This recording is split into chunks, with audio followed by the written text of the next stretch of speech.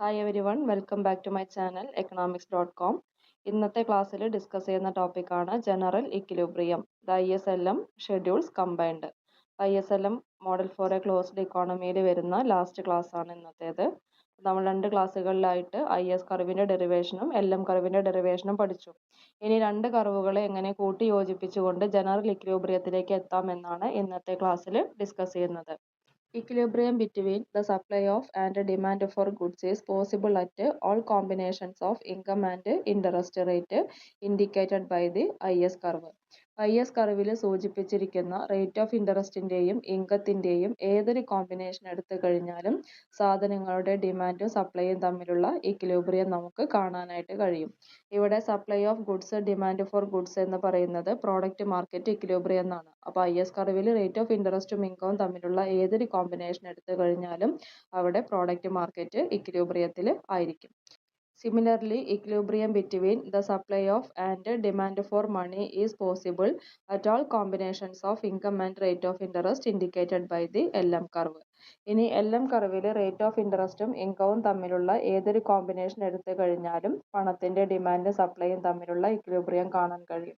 അതായത് money market equilibrium. The downward sloping IS curve shows all the points of equilibrium for the product market.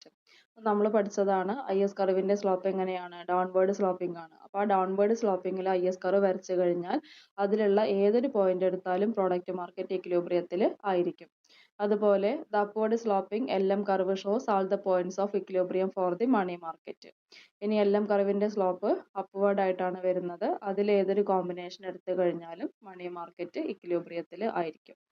The point of intersection between the IS and LM curve is the only point of general equilibrium for the two markets. ഇനി രണ്ട് മാർക്കറ്റും ഒരേ സമയം general ഇക്വിലിബ്രിയത്തിലേക്ക് എത്തുന്നത് ഏത് പോയിന്റിലാണ്?